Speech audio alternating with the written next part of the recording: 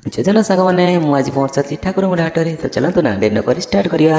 ତ ଦେଖନ୍ତୁ ବର୍ଷା ପାଗ ଉପରେ ସବୁଆଡ଼େ କାଦୁଅ ଆଉ ଦୋକାନ ଘାଟ ସବୁ ପହଞ୍ଚାଇଛି କିନ୍ତୁ ଲୋକମାନଙ୍କର ଦେଖା ନାହିଁ। ତ ଚାଲନ୍ତୁ ନା ମାର୍କେଟିଂ କରିବା। ପ୍ରଥମେ ପହଞ୍ଚିଗଲୁ ଆମେ ବ୍ୟାଗ୍ ଦୋକାନରେ 10 ଟଙ୍କା ଦେଇ ଗୋଟେ ବ୍ୟାଗ୍ କିଲୋ ଏବଂ ଚାଲିଲୁ ପରିବା ମାର୍କେଟ। ତ ପରିବା ମାର୍କେଟରେ ପରିବା ଦର ଆକାଶ ଛୁଆଁ ଥିଲା। ଠାକୁରଙ୍କ ହାଟରେ ପୁରା ପରିବା ପୁରା ସତେଜ ଥାଏ କାରଣ ସବୁ ବାଡ଼ିଆ ମାଲ ଥାଏ। ଦେଖନ୍ତୁ କଦଳୀ ଜହ୍ନି ଭେଣ୍ଡି ସବୁ ଥାଏ। ତ ଜହ୍ନି ରେଟ୍ ଥିଲା 60 ଟଙ୍କା, ସେଥିପାଇଁ ଆମେ 500 କିଣିଲୁ। ତାପରେ ଝୁଡ଼ଙ୍ଗ ଉପରେ ନଜର ପଡ଼ିଲା, ଝୁଡ଼ଙ୍ଗ ଥିଲା କିଲୋ 80 ଟଙ୍କା, ସେଠୁ ଆମେ 20 ଟଙ୍କାରେ 250 କିଣିଲୁ। ତାପରେ ପଡ଼ିଥିଲା ନଜର ଆମ କଲରା ଉପରେ, ତ କଲରା ଯାଇକି ବାଛିଲୁ, କଲରା ଥିଲା 80 ଟଙ୍କାରେ, ସେଠୁ ବି ଆମେ 250 କିଣିଲୁ। ତାପରେ ଚାଲିଲୁ ଆମେ ଆଗକୁ, ତ ରାସ୍ତାଘାଟ ବର୍ଷାରେ ପଚ ପଚ ଥିଲା। ତ ତାପରେ ନଜର ପଡ଼ିଯାଇଥିଲା ଆମର ବିଲାତି ଉପରେ, ତ ବିଲାତି କିଲୋ ବି ଥିଲା 80 ଟଙ୍କା। ତ ସେଠୁ ଆମେ 500 କିଣିକି ମଉସା ପଇସା ଦେଇ ଚାଲିଲୁ ଆଗକୁ।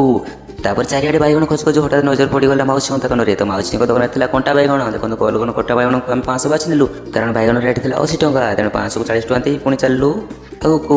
ତ ଆଗରେ ଆମେ ଲେମ୍ବୁ ଖୋଜି ଖୋଜି ପାଇଲୁ ନାହିଁ ବାଟ। ଶେଷରେ ଗୋଟେ ଗୋ ମୋତେ ଦେଖାହେଲା, ତାକୁ ଆମେ କହିବାରୁ ସେ କହିଲେ ଆସ ମୁଁ ତମକୁ ବାଟ ଦେଖେଇଦେବି। ସେ ଆମକୁ ନେଇକି ମଉସାଙ୍କ ଦୋକାନକୁ ପହଞ୍ଚିଦେଲେ। ତ ମଉସା ଭାଗ ଭାଗ କରି ବିକୁଥିଲେ ଲେମ୍ବୁ, ତ ଭାଗ 10 ଟଙ୍କା ଦେବାକୁ ବିକୁଥିଲେ, ତେଣୁ ଆମେ 10 ଟଙ୍କାର ଭାଗ ନେଇକି ପଳେଇ ଆସିଲୁ।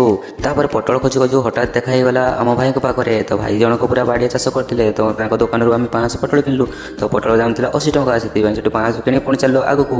ତାପରେ ପଖାଳ ଖାଇବା ପାଇଁ କିଛି କଞ୍ଚା ଲଙ୍କା ଆବଶ୍ୟକ, ସେଥିପାଇଁ କଞ୍ଚା ଲଙ୍କା କିଣି ସାରିକି ଆମେ ଚାଲିଲୁ ଆଗକୁ।